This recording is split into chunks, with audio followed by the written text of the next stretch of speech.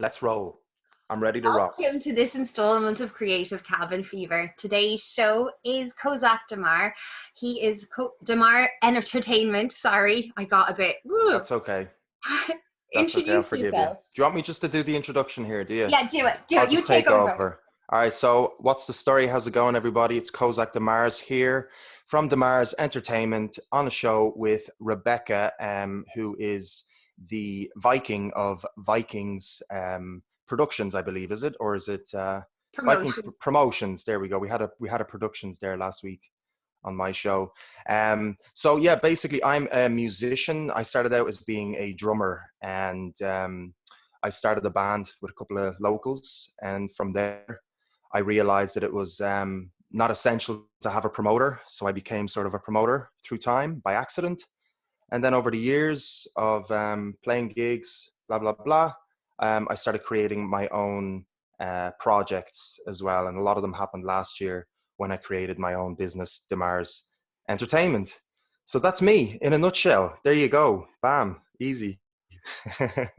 Lovely to meet you. And obviously, it's You the too. first time we've ever actually met. So it's Yeah, just it a has been. bizarro. Yeah. It's great. It's all really natural, isn't it? There's no feels like we know each other like 10 years already, huh? Yeah.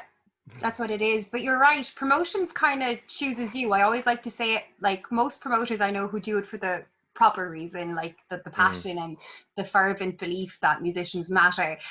They get chosen. Like you don't just wake up one day and go, hey, there's loads of cash in music. Let's cash in on that. It's definitely a Hmm. calling. Some people do that, some people look at it as a financial benefit, and that's some of those people get very high into it, you know what I mean? They work for big companies and record labels and things like that, and they go through the whole process.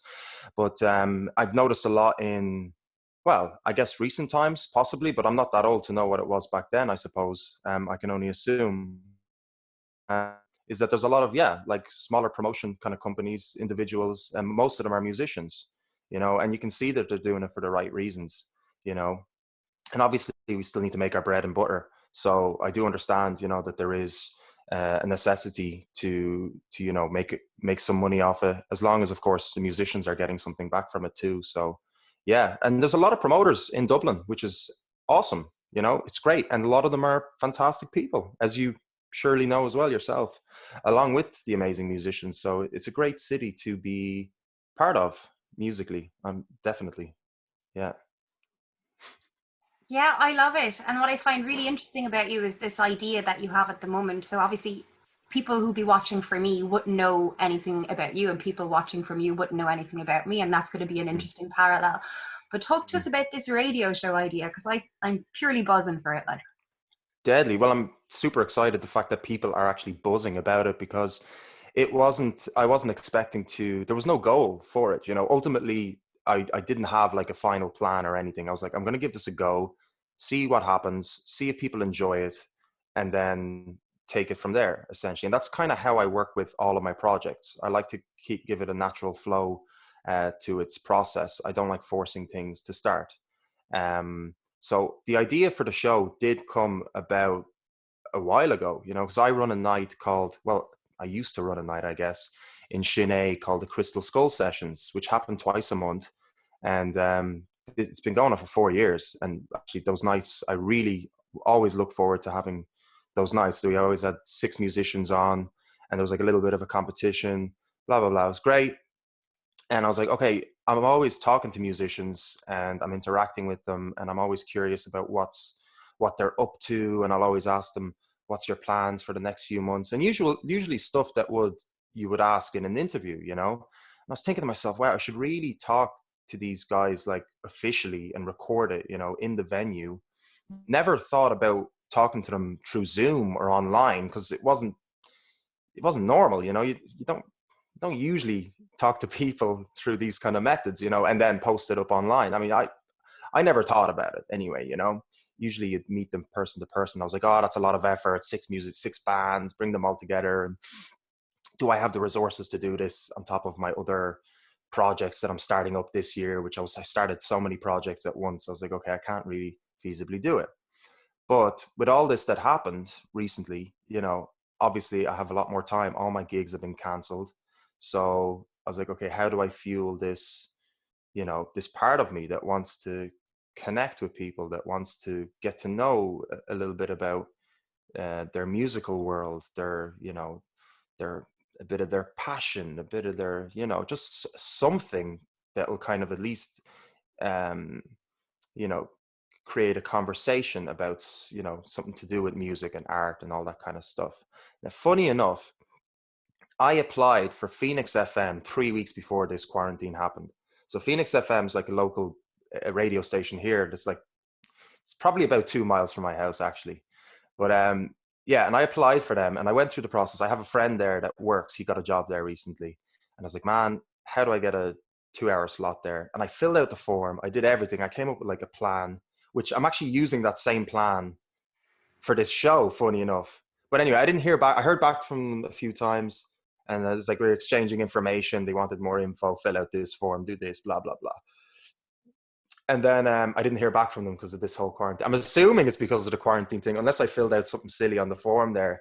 Because I don't listen to the radio. I don't drive, so I don't know what's going on in Radio Land. But anyway, long story long. I just went for it. I just said, feck it, let's just do it. And I was a little bit nervous about it because I've never done that sort of thing before. I mean, I studied radio in the past and it seems to come naturally to me, but I think it's just the concept of starting something new is always can be a little bit daunting, you know what I mean? So, but these are great times for starting something new and strange and weird and something that you wouldn't normally do because of fears, I mean, I think it's a great time right now to use this situation that we've been, handed and transform it into something positive. So this is my mentality now, is like, go for the scary shit now, because this is the best time to do it. Really, trust me. Like this interview right now as well. Like I was saying to you just before we started recording, like it's new for me, to be talking about myself and like even, coming on speaking in front of a camera and think like that's all kind of new to me. But I actually realize I love it. Not mad. But same here. Like my project started completely accidentally. I got asked to organize a tour of a French band because I worked with them 10 years ago and they wanted to come back to Ireland. So they contacted me back in January and everything was in the works. And now obviously everything is off the table. So I wanted to make an effort to kind of still get people in Waterford, maybe even further afield, excited about this band coming over here. So I did a Skype call. And then I saw By Curious were putting up an idea about reaching out to them with sound bites about how you feel in this moment in time. And from then, Creative Cabin Fever was just born, because same as you, I want people to still be excited and buzzed about musicians, but more than that, because music is my entire being. Like I do not go a day without music. I am not a creator. I'm definitely a pusher. So naturally, to me, being able to showcase other people's magic is just, it's innate in me. So I wanted a platform on which I could, on some level, still be able to make people express who they are. Because so often we do forget that artists aren't their music. They're actual full, beautiful beings that create that music, and no one really gives them that voice. So I guess we get to do that now. That's pretty awesome. Yeah. No, it's absolutely great, and it's great that there's that musicians are sort of driving this force of positivity as well during these times, right? I mean, the amount of music and art that's being posted now online for free, for people to keep their minds busy and keep their souls sort of quenched, almost. So it's and it's great that these platforms are helping musicians sort of spread that sort of positivity, isn't it? Yeah, it's awesome. It's absolutely awesome. It's brilliant. So obviously you mentioned about Bowie Fest very briefly there earlier at the beginning of the interview. Do you want to talk about how that came about as an idea? Was it just another organic idea like everything else with you seems to be, or? Yeah, funny enough, that was an accident. Um, yeah, so We started, so I was doing Bowie passed away, right, in, was it 2016, if I'm not mistaken. It was Yeah. January. And I was doing some odd, just events, just dabbling away with a couple of different venues. And uh, I worked in the check-in. It was called back, I think it's called something else now, Lundy Foots. But Dave Lawler, who's just an absolute gentleman. He's an absolutely lovely man, and he's sort of let me use the check-in for a couple of gigs, let's say, and he's a huge Bowie fan, and he wanted some idea to pay some pay an honor to David Bowie, and I was like, okay, let's do something. Let's do like a charity event, and let's get some Bowie covers in there, just get some musicians in. So I did that. And one of my friends, Paul Archbold, so I requested him to come in. Would he come in and play, an acoustic guitar, play a few Bowie covers in between his originals? And that's kind of, I asked most of the musicians, just play most of your originals and could just learn a Bowie cover or two. And most musicians did that. And I wasn't in a band at the time, actually. This was like a strange time. I couldn't really figure out what I wanted to do with music. And I was just like not really doing anything musical. I was just doing like a little bit of promotion. It was kind of, yeah, I couldn't figure out what I wanted to do with myself actually at that time. So I said to him, listen, man, do you want me to hop on the cajon or something like that, for your performance, or just, play some drums or whatever while you play acoustic guitar? And he's like, yeah, of course, man. And he was like, what about we get, the Jackrabbit Slims in as well, the rest of the guys, which was my original band that I started with two of my good friends when I was like 19, and he knew us from gigging together in the past and blah, blah, blah. So I was like, yeah, let's get Rob and Brennan, Rob on lead guitar and Bren on bass. And yeah, we learned 6 songs. We just went to the studio twice, practiced 6 songs. There was like, what was it? Moon Age Daydream, Let's Dance, um, Rebel Rebel. There was some great ones, Heroes, and so just 6. It was a 30-minute set, six great Bowie songs, and we went in there, played the gig, and just came out of it and was just like, wow, that was great, wasn't it? And I was like, yeah, that was fantastic. And I don't think we even said, shall we keep going? We just kept going. And yeah, we just came up with the name then, and just kept playing gigs, and it started off a little bit rocky. We didn't really know what we were doing.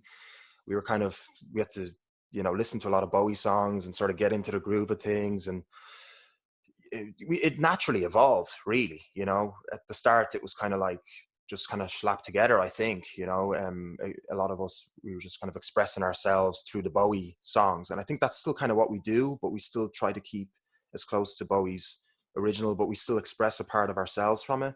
But anyway, John Brereton approached us, who runs the Bowie Fest. So he's the guy that's him and some other fantastic promoters. They all teamed up and run this Bowie Fest every year. And they actually they started running it in 2015, which was a year before Bowie died, actually. So it wasn't started because of, a profit or anything. Like, it was just for the love of Bowie, which is absolutely awesome. And they're genuinely just, in love with the man, and you can see it. And it was an absolute honor for us to be asked to play.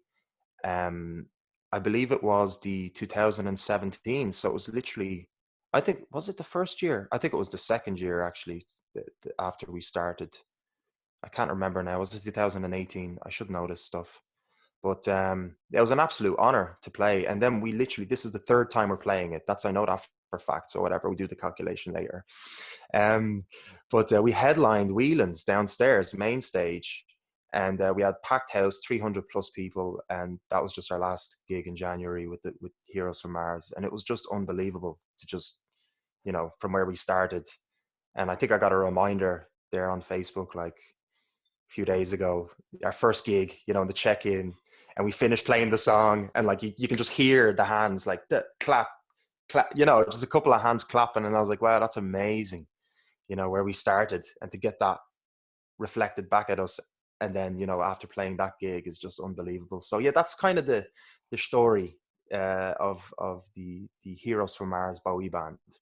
Yeah, and that's the longest band. That's the longest of these current running projects at the moment. So it kind of started with that, and then from there, I evolved into like another project, which was Rockstar Karaoke, which I came up with that concept 2.5 years ago, which also took a while to kind of find its feet. And it's basically like a live band karaoke, where you have the lyrics on the screen in front of you, and they're in time with the songs. And we have about 50 songs now, and we've been doing like corporate gigs. We were meant to do what was it? For the Forever Young Festival, which happens in the summer and in the winter. We did that one. We did the winter one, and then we were going to do the summer one now in July, which has like just an amazing lineup of like 80s musicians, like, which is just phenomenal. Like Nick Kershaw played last year, which was just phenomenal because he was like a huge, I was a huge fan of his, like in my early teens. So it's just amazing to kind of say, oh, we're playing the same festival as these big 80s rock stars, essentially. So that's the second project. There's more projects, but I don't want to bore your listeners. I'm finding you riveting, so I doubt anyone is bored. And if I was finding you boring, I'd cut you off. No. Okay, good to know. Excellent. That's fantastic. A karaoke with a live band, like that's someone's dream in Japan, I'd say. Yeah. Probably should go on a tour or something after this. Yeah, you could be big in Japan. That's really interesting. Japan is just a really weird experience. It's such a culture clash. Like, it's Yeah, just one of the strangest things I've ever lived in. But yeah. I'd love to try and like, because like a lot of people get famous by going to Japan, right? A lot of Westerners go there. Like David Beckham got huge, didn't he? He got even bigger when he went to Japan, and like loads of bands get huge over there. So like, I wouldn't write it off. You know what I mean? I think it's a good idea to sort of go to a different place, because I mean Ireland is small, and it's hard to kind of plug stuff like, okay, consistently online and whatever. Like you do have to kind of meet people.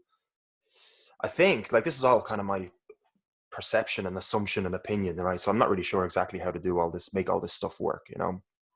Like how do you get to that next level, or of where something can work, blah blah blah. Because there's a lot of online stuff that I still don't really fully. I'm still kind of grasping, how to make a successful video promotion, or how to, blah blah blah. But I would say take the fucking jump, and try to make, if you're a band or something, you know what I mean, to try and go to different countries and see how, even for a few months, if it's possible. That's the thing. I guess it's not always easy if you've got rent to pay and kids, or a job or whatever like that. But if there is an option, like, geez, I would suggest to just do that. Go to Japan, as you're saying, for a month with your band, and just go for broke, literally. And at least you can say I had an experience. yeah, it's about the journey, really. The destination takes care of itself, but everything we do along the way, that's what actually truly matters and what leads us to the final space, I guess. 100%. Defo. So the other questions, I tried to keep it kind of formatted and I sent them on to you earlier, but we're having a good chat, so I didn't really need to refer back to them. Cool. What have you been learning about yourself outside of, obviously, the radio show had kind of come into play idea wise before captivity, but what are you finding out about yourself now that you're actually in captivity? That's a fantastic question. I might steal that question for my show if you don't mind. Only if you See, ask me at first. it's a great question. It was a hard one to kind of even answer truthfully, right? Because it's kind of almost, it's quite personal. But no, the truth, really, what I've actually uncovered is the power of my brain, you know, and the power, and something that I kind of knew already, or I read before, but I guess I started looking inwards a bit more recently, and just checking what I'm thinking, my thought process when I wake up in the morning, or when I'm about to do something, and what I'm actually saying to myself subconsciously, or what I'm kind of feeling almost about it. And I've noticed that there was things in there that that didn't suit me, that were just like, you know what, that's not really helping me, this thing. Why am I doubting myself? Why am I saying this? Why am I saying that in my head? And I'm starting to kind of let that kind of part go and put in good stuff instead, and saying like, whatever it can be, but on a positive scale, spectrum. So I started realizing that about myself. And I was like, okay, I got to fix this. I didn't realize it was that, it's not necessarily hugely bad, but it's not essentially, it's not beneficial to my life. So that's one of the things, definitely. And I think people might be getting this as well. You're spending more time kind of by yourself, or I know, I'm sharing a house with people, but still, like, I'm still have my own space and whatnot. I'm still, you know I've had more time to contemplate and things like that, and I'm sure people are having that too. So yeah, I've been listening to more, kind of just reading stuff about, like, um, spirituality and stuff like that, and kind of trying to hack my brain into sort of letting go of a lot of stuff, like past stuff and all that kind of stuff. So I guess I'm just kind of learning about myself again. Like everything. It's great. I love it. You know, I love it. You know, g- God bless the ones that are, in turmoil right now, and are not having a good time. Like that's horrible stuff. There's some horrible things happening out there right now. But with the people that are, trapped at home, this is not the worst thing for us right now. You know what I mean? And we have to be able to look at the positive. And I think that's a really important thing to take. Like, I think we really have to start looking at the positives right now, through these kind of crazy times. And obviously think fondly of, the people that are, doing the hard work out there, and all this kind of stuff. And it's great, people are dedicating songs to the people in the front line and all that kind of stuff. So that's got to mention that as well, of course. But this is like a meditation retreat. It can be. It can be a yoga retreat. It can be, it can be a creative writing retreat.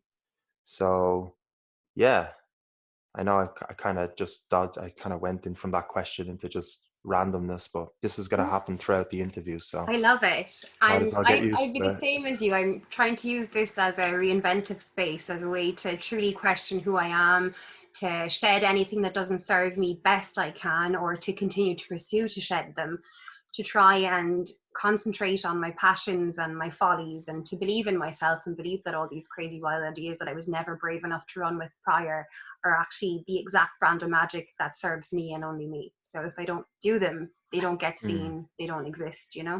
Yeah, no, it really is. Like, I couldn't emphasize more.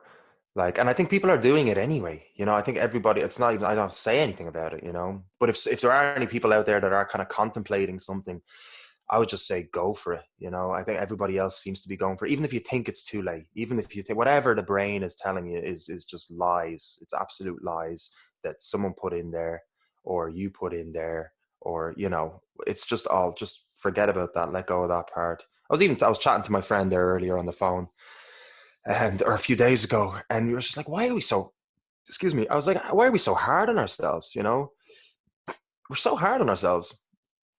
And it's like, why? What is the necessity of it? Like, what's that gonna? How does that benefit? Oh, it's good to be hard on ourselves because then we strive to achieve better and stuff like that. And it's like, well, I don't know if that's always the case. I mean, if people, a lot of people are hard on themselves and they don't bother doing something, because they don't feel like they can achieve it. So there's like that counter sort of argument to it, which I wouldn't generally agree with. Being hard on it depends. Some people have that personality, which are that, and that can suit them.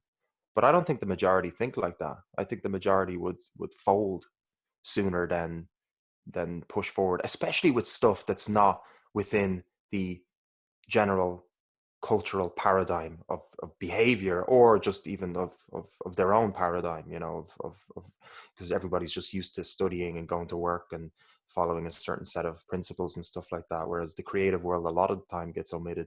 But I think now, I don't know, like now we are seeing a lot of musicians, especially here, and blah blah blah, and a lot of musicians are being able to survive full time and stuff like that before all this madness, of course.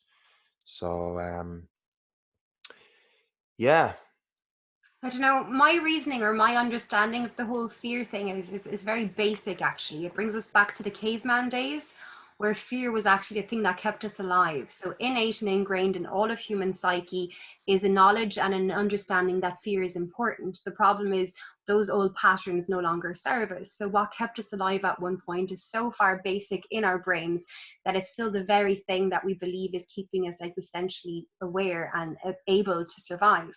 But actually being able to shed that fear is what allows us to advance in a modern world, because that very fear that kept us safe once is exactly the thing that's holding us back now, because things are not the same, life is not the same.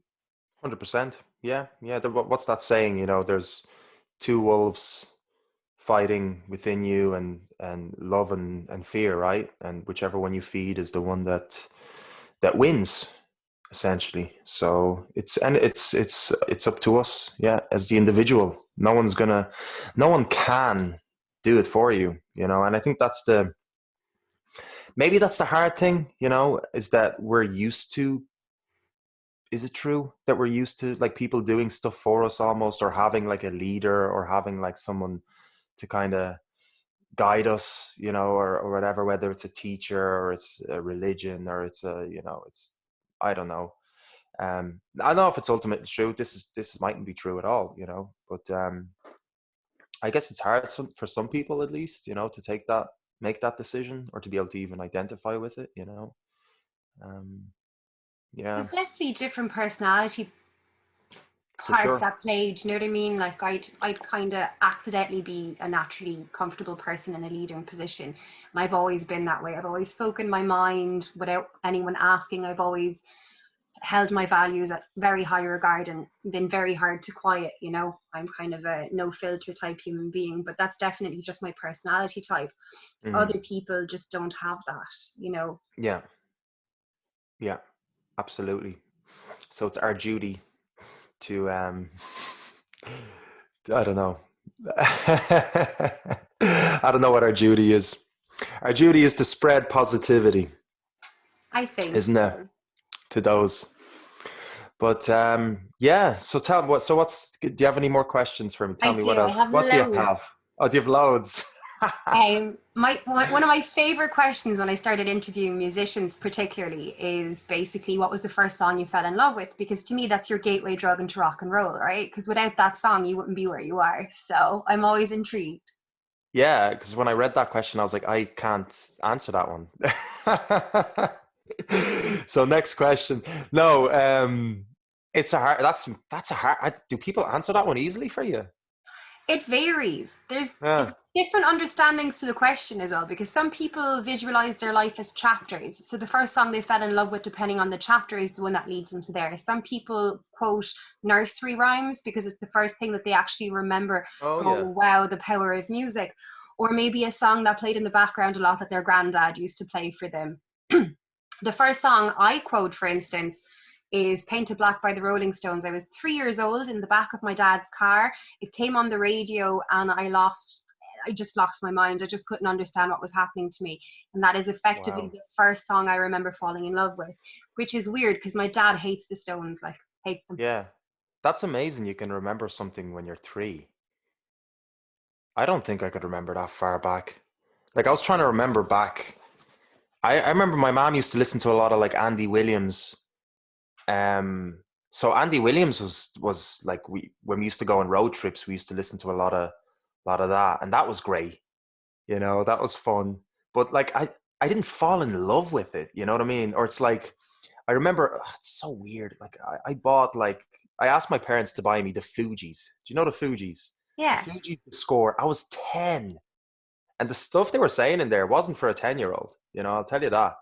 Um, Loved it. Absolutely. Listened to it all the time. They did a cover of No Woman, No Cry as well, which was just fantastic. And I was 10 years old listening to this, which is just insane. I don't think my parents understood what they were handing me. But yeah, and for that album, like for some reason, I just as a 10-year-old connected to that album, that whole album, you know, itself, and I just listened to it on repeat and stuff like that. But I didn't fall in love. You know what I mean? There was no love attachment. There was kind of just there was a whatever, there was a connection, I guess. Do you know what I mean? But it wasn't. And then I remember like Eiffel 65 coming out and like telling my parents like I need to get that single, you know, and they got me the single and I was like, oh my God, this is great. You know, and I was like dancing to it and I just thought this was like genius. And they were like using CGI and stuff in music video. And I was like, oh my God, this is madness. And like looking back at that video now, it's like horrible graphics, but watching it back then, you're like, wow, this is the future. But I remember that, and I remember that made me move and stuff like that. There wasn't much like love and stuff like that towards that. Now, I think it's something that I do remember, like, okay, that I can mention, I guess, is a band that was introduced to me by my good friend Reza, who's from Iran, and Iranians have the best taste in music. I don't know what it is, but they have the best taste in cinema and music and food. Okay, I have to just put that on the record. And he's just got the best taste in all that stuff. And he recommended a band called loads of bands. Like he's constantly, all my mates, anybody from my crew that's watching this or that hung around with me knows Reza and knows what kind of stuff he recommends. And one of the bands he recommended was called Camel. Okay. And they're like a progressive rock band, started kind of late 60s. And I fell in fucking love with this band. That is the band that I fell in love with. I listened to them nonstop for years. Like there was, I think a year went by where I listened to nothing else but them.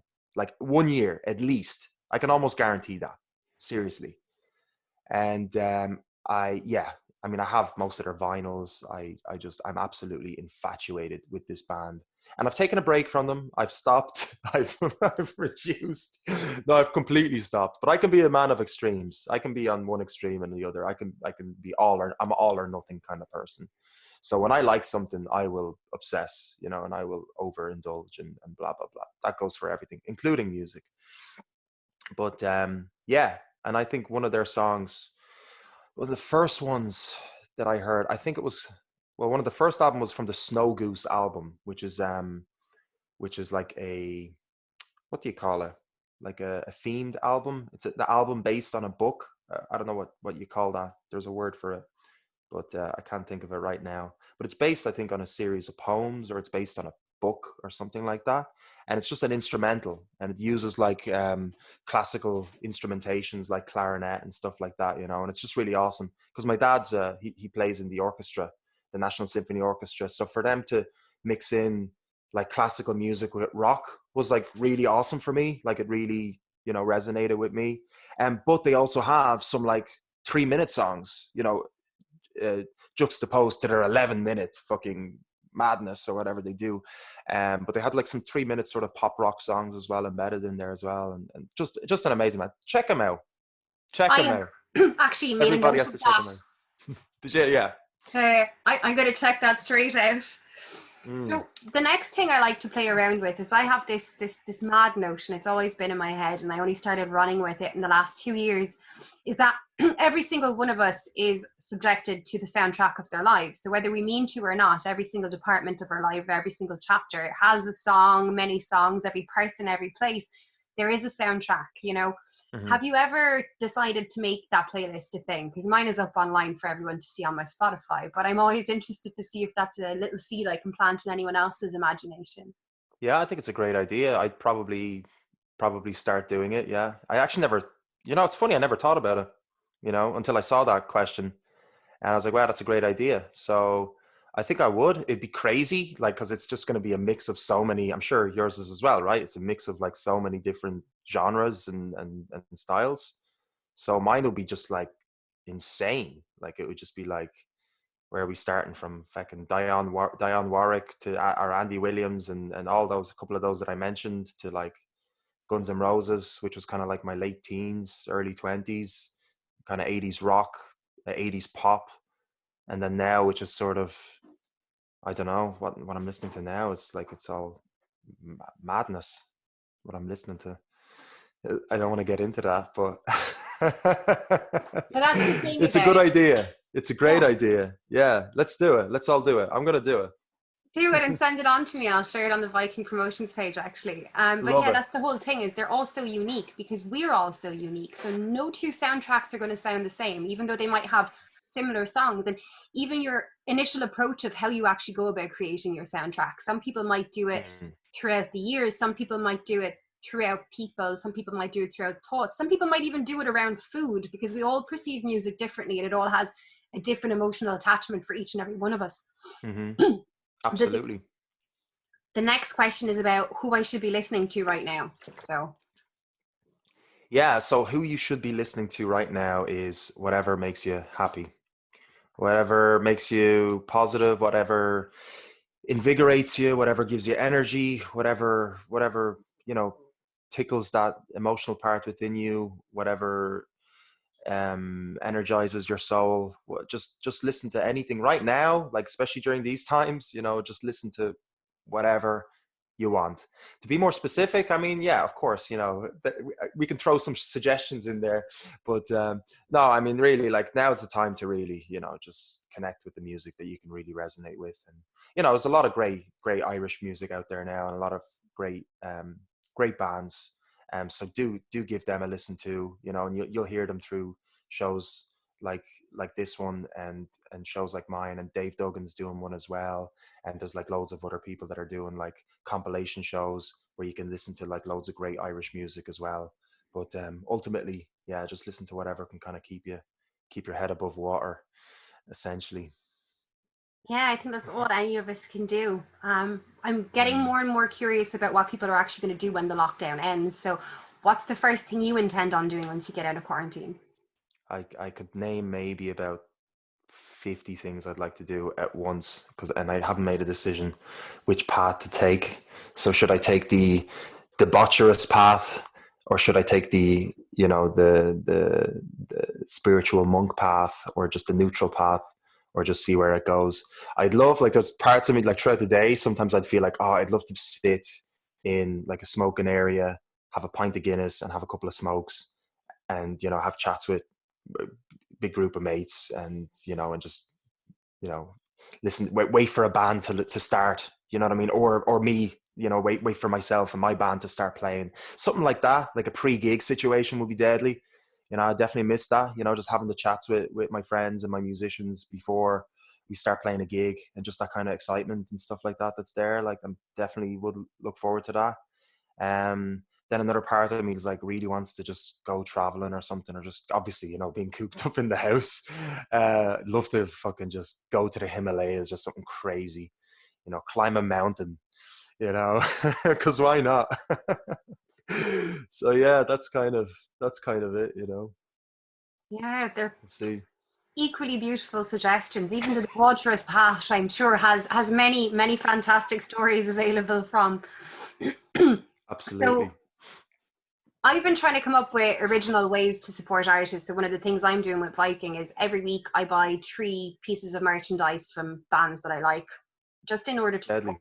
I'm getting band tees. And then this week I came up with this idea that I would put €1 on random Revolut cards in my Revolut calendar and ask Hmm. them all to buy a track off their favorite artist, because people will listen to music but they seldom actually spend the money on the bands they like. So I was like, if I Yeah. give you €1, just buy something. Yeah. What do you Yeah. suggest? That's deadly. That's great. You do that. That's really cool. Well, I would suggest that. That's great. A lot of musicians are, they release some stuff on Spotify, or they'll release one track and then they'll have something on Bandcamp, which is like a separate site. And sometimes you pay a fiver and unlock 3 other tracks and stuff like that. So yeah, that'd be great. For people that are like I know money can be a little bit scary these times, so people are even afraid to spend a couple of euros, and that's okay. What really, really does help is, like, a share online, to share something, and you don't even have to write anything above the share. You can just press share and just put that on your page. It can go a long way to just spread awareness of musicians. And also, I think as well, which would be really good, and I'm starting to practice a little bit, if I'm scrolling through my feed, which I'm trying not to do as much, as you know yourselves, like trying to stay away from aimlessly, brainlessly scrolling through the L Facebook feed of death. Um, But to stop at a musician's feed, you know, and just pop it, because obviously they're posting up a lot more videos lately, and just kind of give a listen to their video. And even if it's for a few seconds, but just write them a comment, you know, and just say, you know, well done, great job. Just even for their effort, like even if you don't listen to it properly or it's not your style, you know what I mean, just for their effort of trying to. I've been seeing a lot of musicians like playing outside, you know, to their community and stuff, and I think that's absolutely beautiful, you know. And I wish I could do that. Wish I had, like, you know, the resources, to the talent, to sing for my neighbors, you know. And I see a lot of that, and it's just awesome, you know. And that's great, you know. Give them some emotional support, because them getting something back, um, like that is definitely helpful. You know, they really do appreciate it. A lot of hard work goes into, you know, music, as you guys know, you know, as you know, and it takes a bit out of you energetically, I think, as well, you know, because you're sharing so much of yourself with the world. So it's really nice when somebody gives you back a little bit of energy, you know. Yeah, no, absolutely. Those are fantastic suggestions, and in a way I hadn't really perceived things fully. Like, I mean, obviously I share things and obviously I like things, but I hadn't really seen that it might be impactful to do that. So it's definitely something I'm going to be more mindful of in the future. Mm. I'm pretty sure we covered pretty much every question we had and we did it quite well. I'm interested to know if there's anything you'd like to add to the interview before I stop recording, Kozak. Okay, cool. Well, look, first of all, this has been an absolute privilege, Rebecca. Thanks so much for asking me to come onto your show. Um, it's nice. It's nice to just have these conversations now, you know, especially during these times. So it's an absolute beautiful thing. I would recommend for like anybody that's, you know, like getting into music, or like it's just like on the cusp of something, you know, that they want to do, and they just can't break through that first step, because that first step's always the hardest, to just kind of do it, and do it by, you know, even if you need a conversation with somebody, if it's a Zoom chat or whatever, just to kind of like open up to them and sort of discuss your idea or whatever.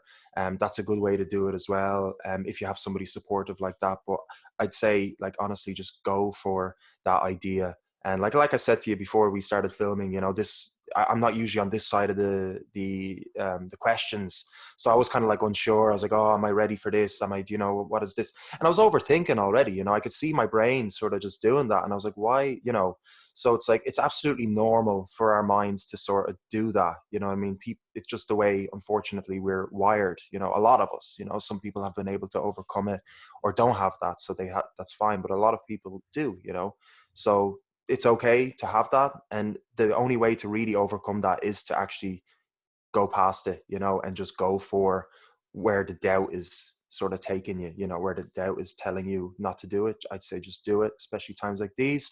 um yeah, be positive, spread positivity. Don't get into any of those silly fights over what is actually going on, because, you know, whatever it is going on, it doesn't actually matter. We still have to behave the same way. We still have to, you know, support each other, and support our community and all that stuff, no matter what is going on in this crazy world. So keep all that stuff on the low, please. I don't want to see any aggression, guys, in my news feed. All right. Or no, listen, yeah, that's it. You know, support the music. You know, create. You work on yourself. Do all you can. You know, I mean, I don't even know, or do nothing. You know, you don't have to do anything. Absolutely, there's no pressure to do anything either. So that's just off the top of my head. This has been great. Thanks so much. Listen, so you're coming onto my show. Are we doing this? Yeah, sure, whenever. Great. When is your show? It's usually Wednesdays, isn't it? Wednesday at 2 p.m., which is a strange time because, yeah, people aren't usually generally on it, that's, you know, available at that time, or they're kind of out in the back garden, you know, sunbathing or whatever. But I think I'll do a Saturday show as well. I think I'll do an evening show or an early afternoon Saturday. I might do a 2-week thing, you know, slowly I'll start implementing it. I'm going to start adding new things to the show. I think I'll be adding reviews. I've gotten a few messages off people that want to have their song reviewed and stuff like that. And I was like, well, that's great. So I'm going to open up a section for that. And yeah, honestly, like, I think it's great, like the way we're kind of chatting here as well. I'd love to be able to, even if there's anything you wanted to do on the show, Rebecca, yourself, like, you know, I don't know, I'm like totally open to like collaborations and stuff like that. You know, I think it's a great thing to do. So maybe we can figure something out if the road goes that way. Just want to leave the door open for you, just to let you know publicly. Um, And same so to you. We're very well. I'm very open. I keep saying we because I'm still not used to Viking being my solo project I now. do that as well, though. Yeah, I do. I was like, we at DeMars Entertainment, and it's like people know that it's just me behind it all. So, uh, yeah, it's Yeah. embarrassing. But it didn't always be just me. Do you know what I mean? But it is now. It is now. Yeah, that's mad. Well, I mean, yeah, because yeah, that's it. Like, it makes your company look bigger, I guess. So you can sort of. It's okay. I think everybody does that. I don't think you're the. Yeah, I think everyone does it.